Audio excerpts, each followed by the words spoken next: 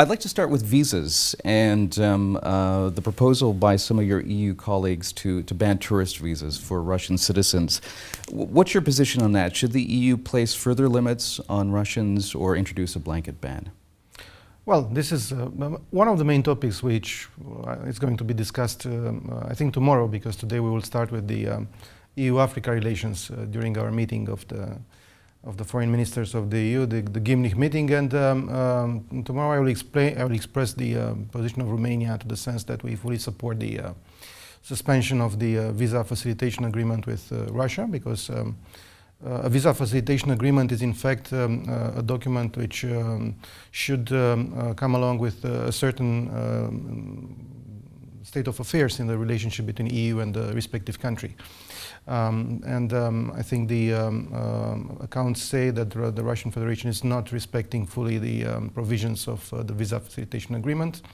And at the same time, we have to be aware of the fact that Russia has put basically all member states on the list of unfriendly states. So I don't think the environment between EU and Russia currently is corresponding to the purpose of a visa facilitation agreement. On the other hand, on the issue of the suspension of visas for Russian citizens, I will express the full availability of Romania to discuss about the adoption of further measures for restricting the circulation of Russian citizens in the European Union, because we consider that, especially focusing on visas for tourism, because we think that tourism is not a fundamental right. It is something that should be granted, also taking into account the current state of affairs between EU and Russia. And at the same time, I think it's important for you to note that since Romania is not yet a member of the Schengen space, we do not issue Schengen visas. But we issue visas bilaterally. Since the beginning of the year, Romania has issued around 800 visas for Russian citizens, out of which around 130 visas for tourism. So the numbers are not that high, but I think it's a matter of principle. It's a political issue, it's not a technical issue.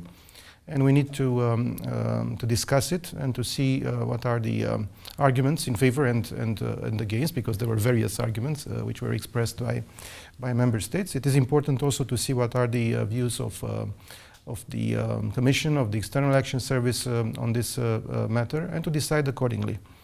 As far as Romania is concerned, as I said, we support a decision on suspending the issuance of visas for tourism, provided that this decision is taken on solid legal basis, because we need to have a solid legal fundament for such a decision.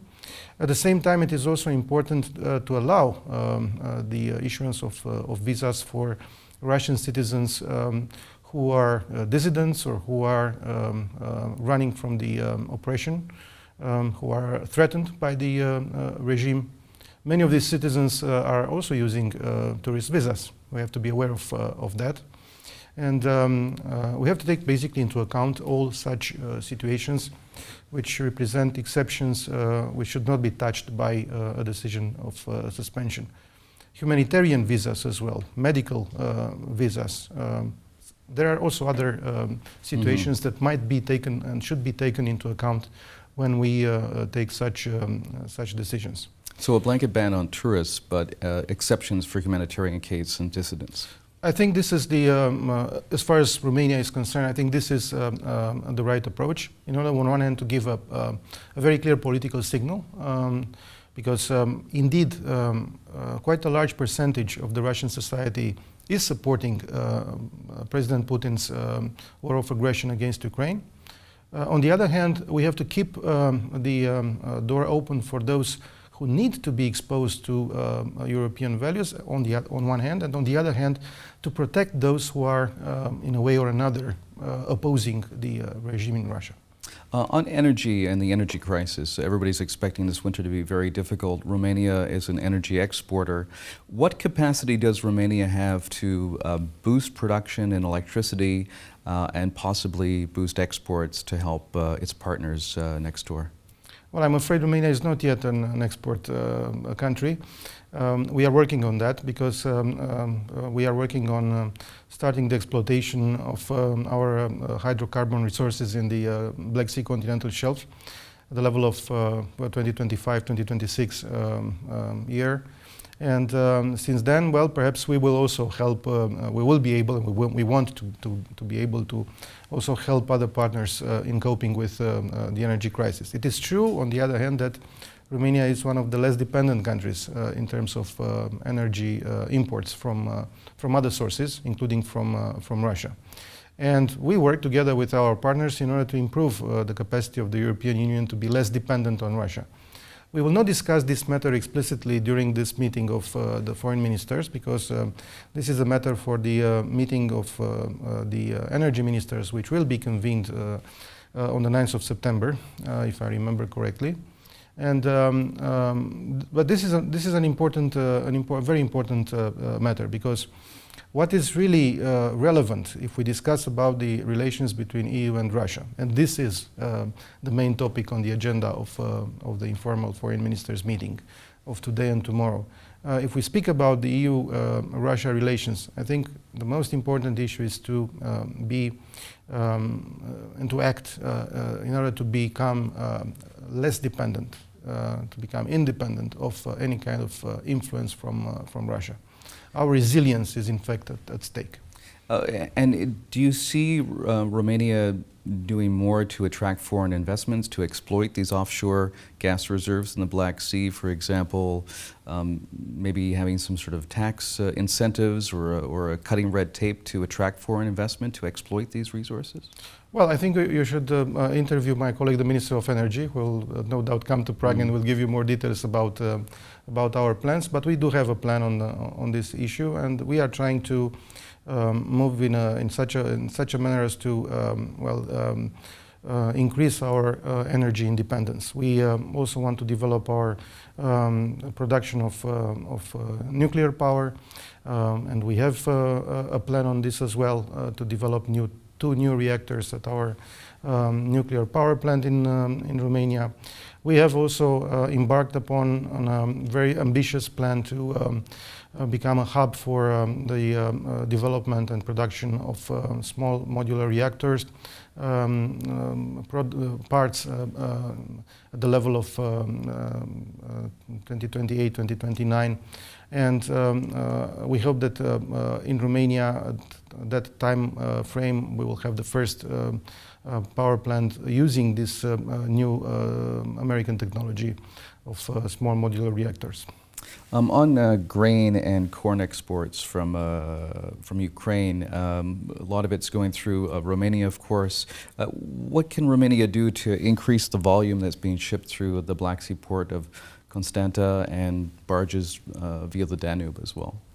I think we have done a lot to increase our capacities. We still have to do more. One has to say that last year there was basically no shipments of Ukrainian grain through Romania, because Ukraine was using its own ports and the Black Sea routes to the Black Sea Straits, and from that to third country destinations.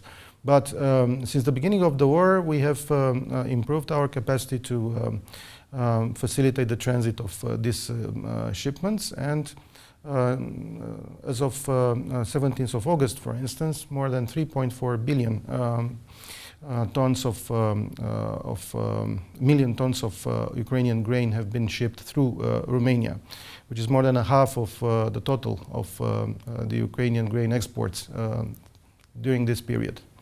And we continue with this. We have acted in order to facilitate the transit. It's not just about the Constanța port, but also about the Galați port on the Danube. We have modernized a wide gauge railway connection from the border with Ukraine to the Galați port itself, in order to be able to bring Ukrainian grain directly. You know that there is this issue of difference of gauge between the Soviet the gauge of the track. The gauge of of the rail, and well, we have improved our transit capacities, but of course we need to do more. We count on the functioning of this deal, which was reached at the end of July, with the help of the United Nations and Turkey. But again, we have to use, I think, all routes available, and Romania is the closest country and provides for the closest routes for the export of Ukrainian grain. It's very important to facilitate this transit in order to cope with the possible food crisis in countries like Africa or Middle East. On Moldova, the EU promised some military aid for neighboring Moldova back in May. Are you doing anything to convince your colleagues, your counterparts at the EU, to provide more aid, to military aid and defense aid to Moldova? Well, I think Moldova needs a lot of help on multiple dimensions, because Moldova is perhaps the most affected neighboring country to Ukraine as far as the conflict, the impact of the conflict in Ukraine is concerned. And from that perspective, there is an energy crisis which has to be addressed, and we have to help the colleagues in the Republic of Moldova to cope with the issue of supply of energy sources. There is an economic crisis which is prompted by the conflict itself. The cost of social measures and the loss of certain markets like Belarus, Russia, Ukraine itself had some consequences. There are also effects regarding the effort of the Moldovan authorities to take care of the refugees. They have the largest number of refugees from Ukraine per capita among the neighboring countries of Ukraine. And Romania was there to help. We have provided humanitarian help to ease the effort of the authorities to take care of the refugees in Moldova itself. We have created a green lane from the Ukrainian-Moldovan border to take directly refugees from that point to the Romanian Republic of Moldova border. So in order not to stay in Moldova, but to bring them to Romania. By the way, Romania has already taken care of more than 2.1 million Ukrainian citizens who crossed our border as refugees since the beginning of the war. So this is a huge effort that we have I think we have managed quite decently. And we have provided financial assistance. I think it's very important for all EU member states to provide direct financial assistance to the Republic of Moldova, and they need grants in order to cope with the economic situation. And one important instrument that we have created together with Germany and France was the Moldova Support Platform. The Moldova Support Platform is an instrument created at the beginning of April in Berlin. The launching conference took place in Berlin, and the purpose was to attract financial assistance. In Berlin, we managed to collect around 660 million euros for the Republic of Moldova. And then we had another conference, a second one, a follow-up conference in Bucharest on the 15th of July. And we were able to collect another 615 million euros, out of which 432 million euros grants, so direct assistance, which is very much needed again for the for supporting the economy of the Republic of Moldova. At the same time, we have used this platform also as a tool to support reforms in Moldova.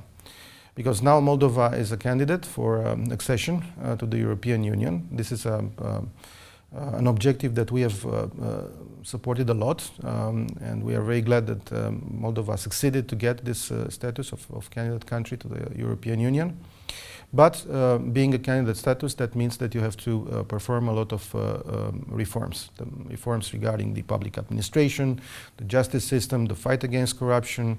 There are benchmarks which were included in the opinion of the Commission of the 17th of June, which recommended the the decision for granting candidate status, and those benchmarks need to be followed. So we need to help the Republic of Moldova to perform this set of very difficult reforms. The platform is providing a number of working groups on very important aspects which are connected to this reform effort. During the conference in Bucharest, we have created a 6 working group dealing with the reform of public administration and the management of public finances, which are included. These are 2 benchmarks included in the 17th of June opinion of the European Commission. So, a multidimensional effort to support Moldova. This includes also the defense capacities of the Republic of Moldova. There is already a decision taken to provide 40 million euros from the European Peace Facility to the Republic of Moldova for improving its defense capacities. The NATO summit in Madrid also decided to provide assistance, to provide a package of support for the defense capacities of the Republic of Moldova. We have supported that. So we are part of all this effort of the EU and NATO in terms of improving the capacities of the Republic of Moldova. Minister, thank you very much for joining us today. Well, thank you so much.